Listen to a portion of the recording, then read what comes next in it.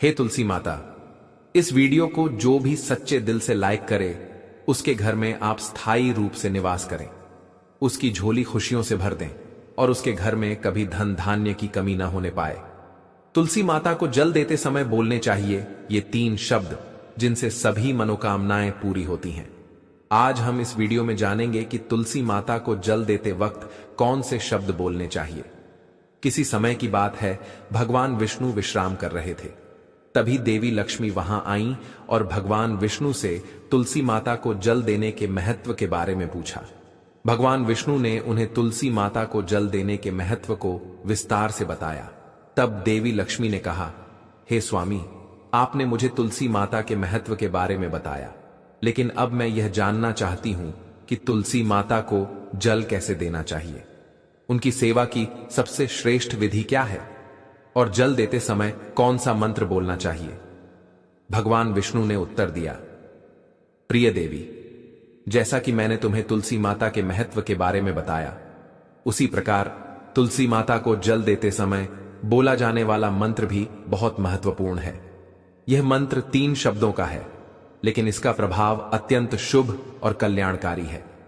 जो भी रोज तुलसी माता को जल देते समय इन 3 शब्दों का उच्चारण करेगा, उसके घर में मां लक्ष्मी का वास होगा, उसकी दरिद्रता समाप्त हो जाएगी और उसे अपार धन धान्य की प्राप्ति होगी। मंत्र के महत्व को बताते हुए भगवान विष्णु ने कहा, इस मंत्र का महत्व सुनने से ही मनुष्य के सभी पाप नष्ट हो जाते हैं। उसे हजारों वर्षों तक तुलसी माता को जल देने के पुण्य का फल मिलता है। फिर भगवान विष्णु ने देवी लक्ष्मी को एक कथा सुनाई।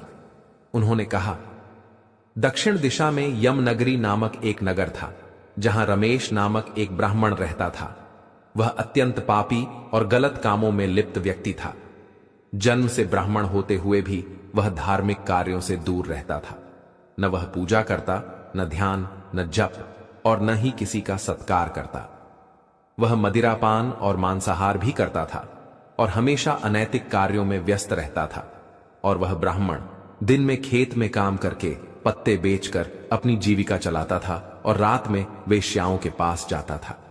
इस प्रकार उसने अनेक वर्षों तक अपना जीवन इसी पापपूर्ण तरीके से बिताया।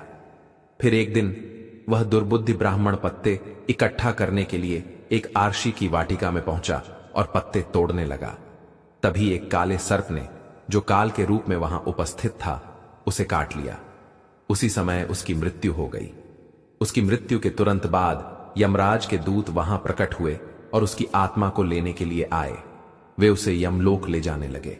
मार्ग में वह ब्राह्मण यमदूतों के सामने रोने और विलाप करने लगा। उसने कहा, हे दूतों, मुझे कहां ले जा रहे हो? मुझे छोड़ दो, मेरे प्राण बचा लो। लेकिन यमदूत बोले, अरे पापी ब्राह्मण, तेरे दुष्कर्मों के कारण तुझे यह दंड मिला है। अब यमराज तुझे घोर नरक में डालेंगे। यमलोक पहुंचने पर चित्रगुप्त ने उस ब्राह्मण का पूरा लेखा जोखा प्रस्तुत किया। उन्होंने कहा, हे धर्मराज, इस ब्राह्मण ने अपने पूरे जीवन में केवल पाप किए हैं। इसने कभी कोई पुण्य कार्य नहीं किया। धर्मराज ने दूतों से कहा, हे दूतों, इस घोर पापी ब्राह्मण को नरक में डाल दो। इसे अपने कर्मों का फल भोगना होगा। यमदूत उस ब्राह्मण को नरक में ले गए और उसे भयंकर अग्नि में धकेल दिया। वह कई वर्षों तक नरक की यातनाएं सहता रहा। इसके बाद उसे अगले जन्म में बैल के रूप में जन्म मिला। बैल का शरीर पाकर उसने भारी बोझ उठाने का कार्य किया। उसका मालिक उससे दिन रात काम करवाता था। जब उसकी शक्ति समाप्त होने लगी तो मालिक ने उसे एक लंगड़े आदमी को बेच दिया। वह लंगड़ा आदमी उस बैल का उपयोग अपने बोझ उठाने के लिए करता था। बैल ने 8 वर्षों तक उसकी सेवा की। फिर एक दिन वह बैल लंगड़े आदमी को लेकर एक ऊंचे पर्वत पर चढ़ा। अधिक परिश्रम और थकान के कारण वह बैल मूर्छित होकर गिर पड़ा और अंतिम सांसें लेने लगा। वहां खड़े लोगों को उस बैल पर दया आ गई। उन्होंने उसके मुख में पानी डालने का प्रयास किया। उसी भीड़ में एक पुण्यात्मा व्यक्ति भी था। उसने अपने पुण्य का थोड़ा भाग उस बैल को दे दिया। इसे देखकर अन्य लोगों ने भी अपने अपने पुण्य उसे देना शुरू कर दिया। उसी भीड़ में एक वैश्या भी खड़ी थी। सभी अपना पुण्य उस बैल को देकर उसका उद्धार करने का प्रयास कर रहे थे। यह देखकर उस वैश्या ने भी अपना पुण्य उस बैल को दे दिया। कुछ देर बाद उस बैल की मृत्यु हो गई। फिर उस स्थान पर यमदूत आए और उस बैल के शरीर से उस ब्राह्मण की आत्मा को निकालकर यमलोक ले गए। यमलोक पहुंचने पर उसे यमदेव के सामने प्रस्तुत किया गया। चित्रगुप्त ने जब उसका लेखा जोखा देखा तो वे चकित रह गए। वैश्या के द्वारा दिए गए पुण्य के कारण उसके सभी जन्मों के पाप नष्ट हो चुके थे। यमदेव ने कहा, हे ब्राह्मण, उस वैश्या ने तुझे अपना पुण्य देकर तुझ पर बड़ा उपकार किया है। उसी के पुण्य के प्रभाव से तुम्हारे सभी पाप नष्ट हो गए हैं, इसलिए अब तुम्हें फिर से मनुष्य जन्म प्राप्त होगा। इस प्रकार वह ब्राह्मण पृथ्वी पर एक उत्तम ब्राह्मण कुल में जन्म लेता है। उस महापुण्य के प्रभाव से उसे अपने पूर्व जन्म की सारी बातें याद आने लगती हैं। जब वह बड़ा होता है तो उसे यह ध्यान आता है कि पिछले जन्म में जब वह बैल था तब एक वैश्या ने उसे अपना पुण्य दिया था। उसके मन में उस वैश्या के बारे में जानने की उत्सुकता जागती है। वह वैश्या का पता लगाकर उसके नगर में पहुंचता है। वहां वह वैश्या, जो अब बूढ़ी हो चुकी थी, उसे मिल जाती है। वह ब्राह्मण उसके सामने जाकर बार बार प्रणाम करता है और धन्यवाद देने लगता है। वैश्या उससे पूछती है, हे ब्राह्मण श्रेष्ठ, आप कौन हैं और किस कारण मुझे धन्यवाद दे रहे हैं? मैंने आपका कौन सा कार्य किया है जिसके लिए आप मुझे नमस्कार कर रहे हैं? तब ब्राह्मण कहता है, हे मां, मैं वही बैल हूं जिसे तुमने अपना पुण्य देकर जीवन दान दिया था। अपने पाप कर्मों के कारण मुझे पिछले जन्म में बैल बनना पड़ा। उस पर्वत पर जब मैं अंतिम सांसें ले रहा था तब तुमने अपना पुण्य मुझे दे दिया था।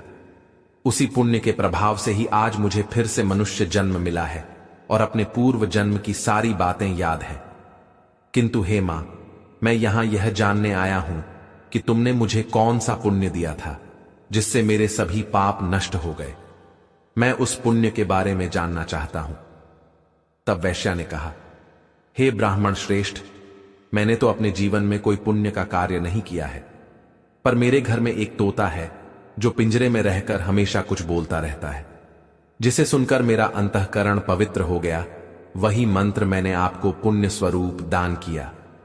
फिर वह वैश्या और ब्राह्मण उस तोते के पास गए और उससे पूछने लगे, हे शुक, तुम कौन सा मंत्र बोलते हो जिससे हमारे जीवन का उद्धार हुआ? यह मंत्र तुम्हें किसने सिखाया और इसका क्या अर्थ है? तब उस तोते ने अपने पूर्व जन्म का वृतांत सुनाना शुरू किया। वह बोला, हे ब्राह्मण श्रेष्ठ, पिछले जन्म में मैं एक ब्राह्मण था। मुझे अपने ज्ञान का बहुत घमंड था। मैंने कभी गुरुजनों का सम्मान नहीं किया, बल्कि उनका बार बार अपमान किया। अपने अहंकार के कारण मेरा स्वभाव क्रोधी और द्वेषपूर्ण हो गया। मैं सभी को तुच्छ समझने लगा और विद्वानों का भी अपमान करता था। कालांतर में मेरी मृत्यु हो गई और मुझे यमलोक ले जाया गया।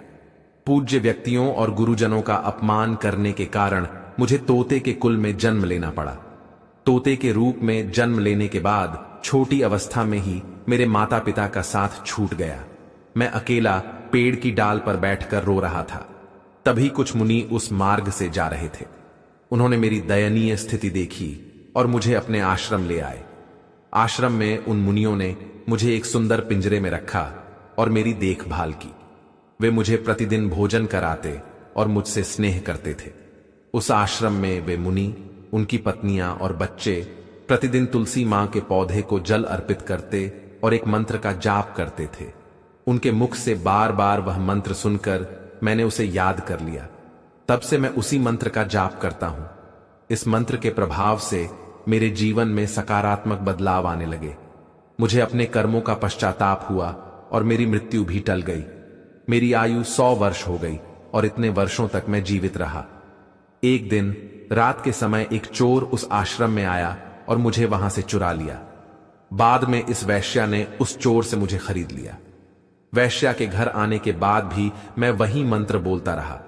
इस मंत्र को सुनकर इस वैश्या का अंतःकरण पवित्र हो गया। उसने अपना पुराना जीवन छोड़कर भगवान विष्णु की भक्ति करनी शुरू कर दी।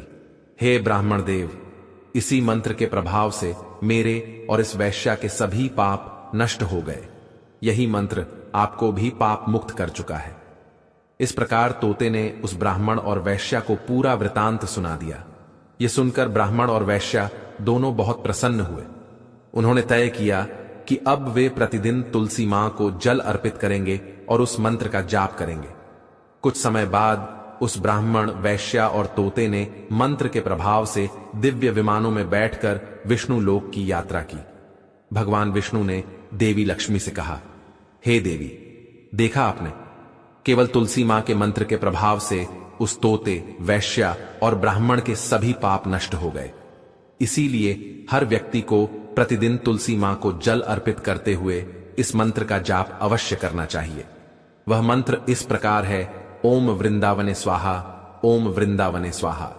जो स्त्री प्रतिदिन तुलसी मां के सामने इस मंत्र का उच्चारण करेगी वह सौभाग्यशाली बनेगी। जो पुरुष इसका जाप करेगा उसे अक्षय धन की प्राप्ति होगी। जिस घर में प्रतिदिन तुलसी मां की पूजा होगी वहां लक्ष्मी जी का सदा वास रहेगा। तुलसी मां का यह मंत्र फलदायी और सिद्धियों को प्रदान करने वाला है।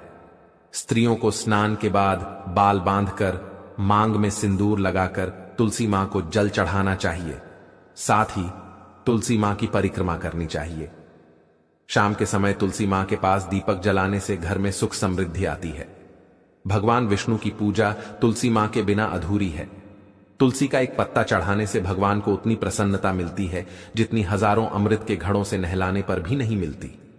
जो भी व्यक्ति तुलसी मां का सम्मान करेगा और उनके इस मंत्र का जाप करेगा उसे न केवल इस लोक में बल्कि परलोक में भी शुभ फल प्राप्त होगा। ऐसा फल तुलसी मां के पत्तों के दान से मिलता है। जो मृत्यु के समय अपने मुख में तुलसी के पत्तों का जल ग्रहण करता है, ऐसा व्यक्ति अपने सभी पापों से मुक्त होकर भगवान विष्णु के धाम जाता है। भगवान विष्णु कहते हैं, पूर्णिमा, अमावस्या, द्वादशी और सूर्य संक्रांति के दिन, मध्याह्न काल, रात्रि और अशौच के समय तेल लगाकर बिना स्नान किए अथवा बिना हाथ पैर धोए रात्रि के वस्त्र पहनकर तुलसी के पत्ते तोड़ना महापाप होता है। श्राद्ध, व्रत, दान, प्रतिष्ठा और देव पूजा के लिए तोड़े गए तुलसी के पत्ते 3 रात तक पवित्र रहते हैं। तुलसी के पत्तों को बिना नष्ट किए उसके अग्रभाग को तोड़ना चाहिए। तुलसी की मंजरी, जो सभी फूलों से श्रेष्ठ मानी जाती है, उसे तोड़ते समय पत्तियों का होना आवश्यक है। पौधे को बिना हिलाए केवल अग्रभाग को तोड़ना चाहिए ताकि पूजा का फल और बढ़े। तुलसी के पत्तों को कभी नाखून से नहीं तोड़ना चाहिए क्योंकि इससे पाप लगता है। रात्रि के समय तुलसी के पौधे को छूना या उसके पत्ते तोड़ना अशुभ माना जाता है क्योंकि रात्रि में वह निद्रा अवस्था में होती है। गुरुवार को तुलसी के पौधे में थोड़ा कच्चा दूध अर्पित करें और इस दौरान ओम नमो भगवते वासुदेवाय नमः मंत्र का जाप करें। तुलसी के पौधे के पास शालिग्राम रखें और तिल चढ़ाएं। शालिग्राम पर तुलसी के पत्ते रखकर चंदन का तिलक करें। अगर कोई महिला मासिक धर्म में है तो तुलसी की पूजा से बचें क्योंकि इस समय तुलसी को छूना पाप होता है जिससे महिला की दुर्गति हो सकती है। भक्तों, इस प्रकार भगवान विष्णु ने देवी लक्ष्मी को तुलसी के जल देने के मंत्र का महत्व बताया। इस कथा को सुनकर कृपया कमेंट करके बताएं कि आपको यह कथा कैसी लगी। यदि यह जानकारी आपके लिए लाभकारी रही हो तो वीडियो को लाइक जरूर करें। अगर आप भी मां लक्ष्मी को अपने घर में लाना चाहते हैं तो कमेंट बॉक्स में जय मां लक्ष्मी, आपका हमारे घर में स्वागत है जरूर लिखें। साथ ही हमारे चैनल सब्सक्राइब करें। इस वीडियो कब देखने के लिए धन्यवाद। आपका दिन शुभ हो।